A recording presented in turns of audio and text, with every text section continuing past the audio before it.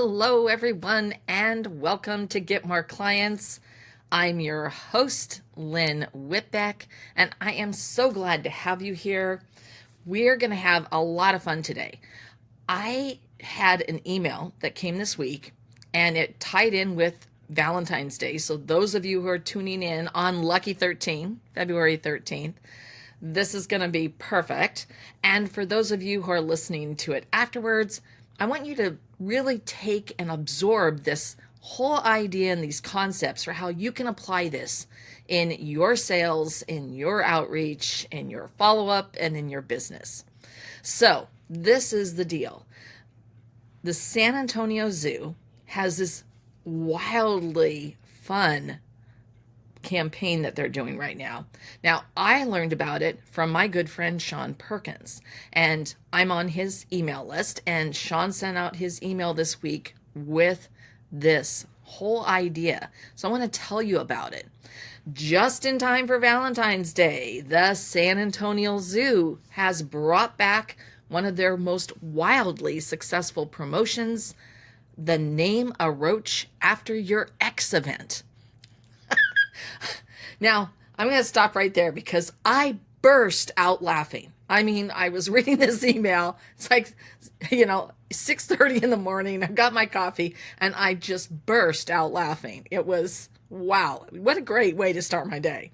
And here's more about the tale. So for a $10 donation, the zoo is offering you the ability to name a cockroach, a rat, or a vegetable after an ex-lover and let the jilted person watch as the staff feeds it to an animal.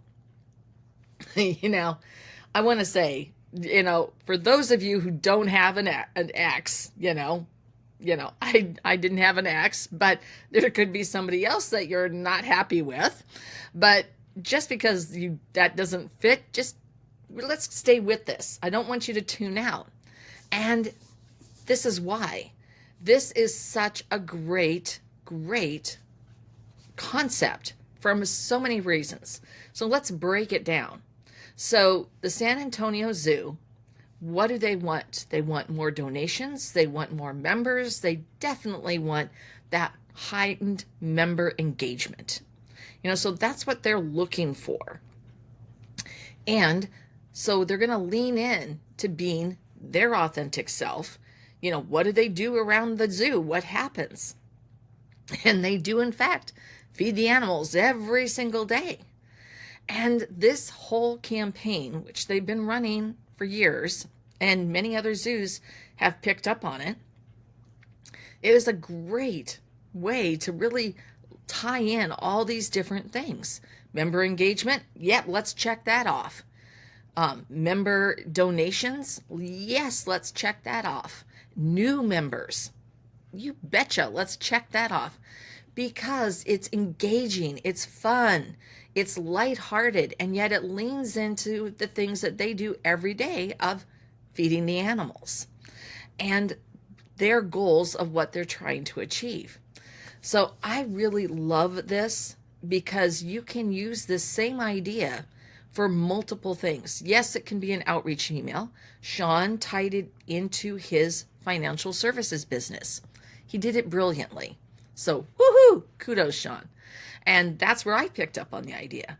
Well, I went, this is such a great idea. I'm going to use it. And I used it for a follow-up. And I used it to put this into, just before Valentine's, into a follow-up. And really tying in, so what does it have to do with you? This great story and how fun this is. And it's because I'm always originally authentic. I don't follow the crowd. I am not going to deliver something that's blah, blah, boring. So I can lean into this same story in my own way to tie in with what I was doing. I also used it another way. I decided to use it on a landing page for an event that's coming up at the end of the month. Now, it's not past Valentine's, but it's the same type of thing. How can you show up originally authentic and achieve the things that you want to achieve, but do it in a joyful way? I mean, I love joyful sales. I mean, that's the whole point. Instead of having these painful pitch fests, no, let's have great conversations. And let's lean into who you authentically are, how you help and serve your clients, your ideal clients, why it matters to them. And that's where the magic happens. And then you can create a process and leverage that so that you can have that consistent, repeatable, scalable growth. And when you come across a good idea, well, why the heck won't you share it? So that's what I'm doing today. So let's break this down further. I mean, think about the whimsy and the fun and how it's infotaining. It's not blah, blah, boring. So even if you don't have an ex and, you don't live in San Antonio and go to their zoo, they're a long ways away. In fact, even though I've been to San Antonio many times and I love it, haven't been to the zoo there. But that's okay. The idea is that they were utilizing this, and it's so brilliant that it had resonance for me.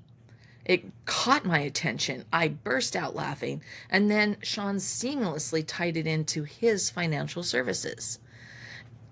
I did the same thing with a follow-up email, and then tied it in with a landing page.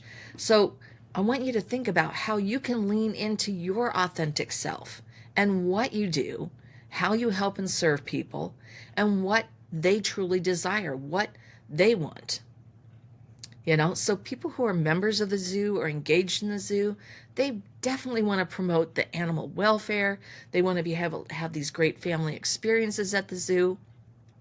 So the idea of contributing to feed the animals, that's easy, and it's $10. What an easy way, but it really breaks through all the chatter with this very fun and wildly original theme of name a roach after your ex. So there are so many ways that you can do this in your business. So what's your why? Why are you doing what you do? How do you help and serve people? How does it make you feel? What's the transformation or the solutions you deliver? What really motivates you to do this? To run your business, to help people, to serve your clients. Now you reverse engineer that into your clients' why. Why do they want, need, or lack? What matters to them? What keeps them up late? How does this solve a pain point or provide a solution so they can?